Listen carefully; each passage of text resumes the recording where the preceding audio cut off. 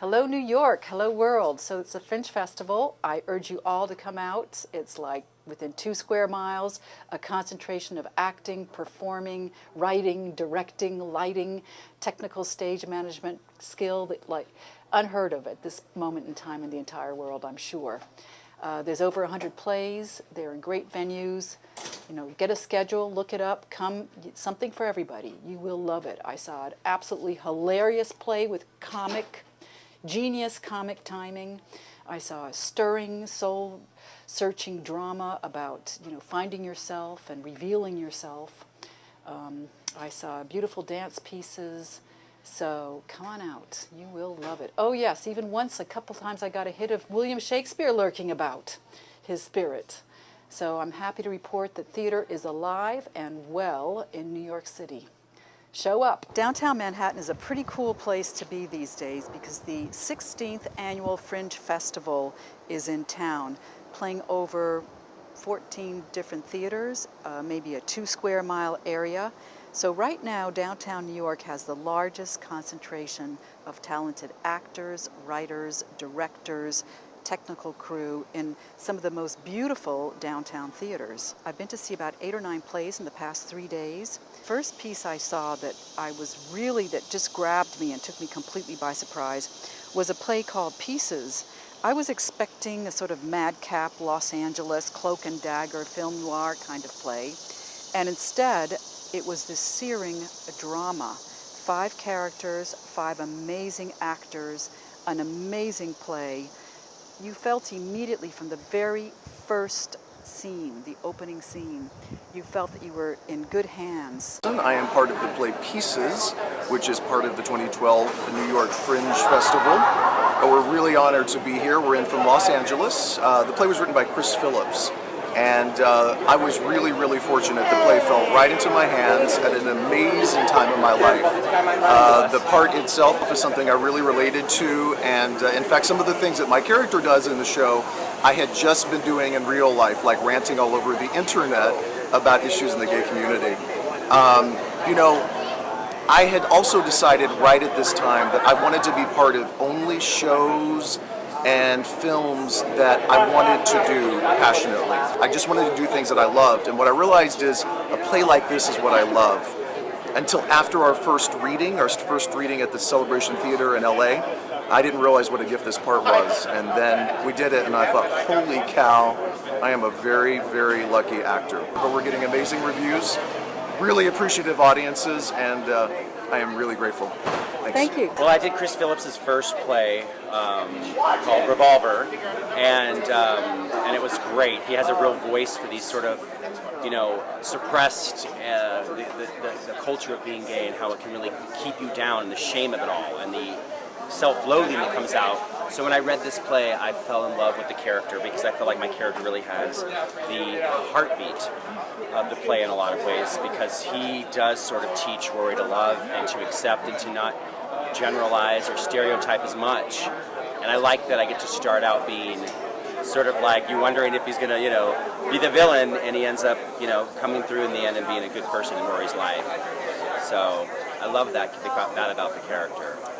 What I loved about your character was you had the most profound transformation. You really revealed yourself in a completely honest, beautiful way, which I see as one of the themes of the play. Yeah. You know, how you become yourself. Yeah. So how hard is it do you live in New York or LA? LA. So how hard is it to be back here for the Fringe? Or what's it like to be here for the Fringe? It's a dream come true. I've never performed in New York. I've always wanted to. This is your first New York performance? Yeah. Wow. I do a lot of theater in LA and do some television and film, but theater's my heart.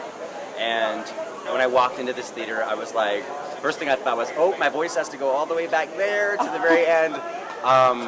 But it's a dream come true. It's got great acoustics. What's that? Great acoustics. Great acoustics, great stage. Everyone that runs it is amazing. And it's just been, it's really been incredible. I'm having the time of my life right now. So have you had a chance to go to other Fringe plays? Not yet. Not yet. Not yet. My goal is this weekend. This weekend to do like a marathon. Yeah. Poison Apple I want to see. There's like 2 or 3 that I want to see. Yeah, I have to say that I've seen about 5 or 6, and they've all been good, and a few like yours have been like over the top, sensational. Oh, good. So I wish you a lot of, thank you very much, and I Thank you appreciate so it. much. Thanks for And everything. I wish you a lot of a great future. Thank you so much. Thank you. Yeah. Anyway, you Yeah. tell me. Yeah. It is about transformation, and my character has an amazing arc in it. You know, he really goes from being a materialistic, self-centered to really kind of growing a heart for the first time in his life and really caring and doing something that's outside of himself. You know what drew me to the play was I saw a reading of it in February In LA. in LA, and I didn't even want to go. A friend of mine had invited me to go, and then we were out at a bar, and I was like, oh my God, we don't have to go to that reading, do we? And he was like, I have to go. He's like, you don't have to go. I'm like, no, I'll go. So Was he an actor too? He's an actor too, and he's friends with Chris Phillips, the So we playwright. wanted a part. No, we were just going to see, at that point it was just a reading. They were just sort of like still in workshop mode. Wow. And I saw the play, and at intermission I was like, thank you for bringing me to this play. And I was so moved by it. And at the end of the show, I just beelined it to Chris Phillips, the playwright. And I was like, this play is amazing. And I was so moved by it. And I said, the only pity is that there isn't a part in it for me. And a couple of days later, he calls me and he's like, do you want to come in and read for Jonathan? I was like, I'm too young to play Jonathan. And he's like, no, you're not. And I was like, you know what? F you. I'll do it, but F you. So that's how I came to be part of the play, and I love it. I love it. Every day, I feel like every time we do it, it gets deeper and deeper. I do have New York experience, to answer your other question. I lived here for 13 years, and I've done a lot of theater, a lot of regional theater, and now I live in California. I've been there for a year and a half, and it's great to be here with this play, with this cast. It's a really, really sweet, wonderful group, and we're super, super bonded. So it's wonderful. Well, I hope you win Best in Show. Oh, thank you so much. I was not expecting. I was expecting an action adventure in Los Angeles, and kind of like a film noir, kind of maybe downtown. The areas. And I was like so not expecting it. And at the intermission, I said to both Chris, because they were both in back, Brian, I said, oh, I hope the second half lives up to the first. I said, I'm curious to see if you can pull it off. But that's what I love about the show, is that it's written so well, and it just goes into these twists and turns, and all of a sudden you're in a love story, and it's like, where did this come from? And I just feel like it's unexpected. It's always unexpected. It's great. It's a great show, and I feel honored to be a part of it, and I think we all feel like that. Thank So you, sir. how did I'm you- Nina. Nice to meet you, Gary. Thank you, sir. Thank you. Actually, Nina, step down a little bit. Yeah. Much better. Oh, Better. much better view, too. My Okay. dad, you can tell I'm tall because of my dad. Yeah. So how did you hear about the play?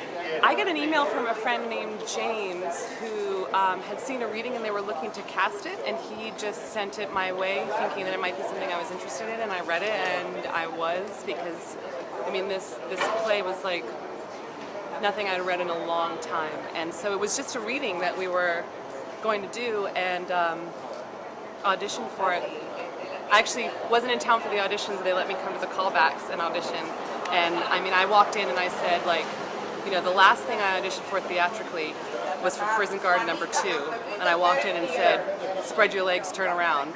And I said, and I'm walking in this room with 15 pages of this Mary Hamilton, this woman, you know, and I just loved it from the, I mean, it's amazing where a year takes you, you know? It was almost, that was in January, and to be here, the Cherry Lane after that reading is just amazing.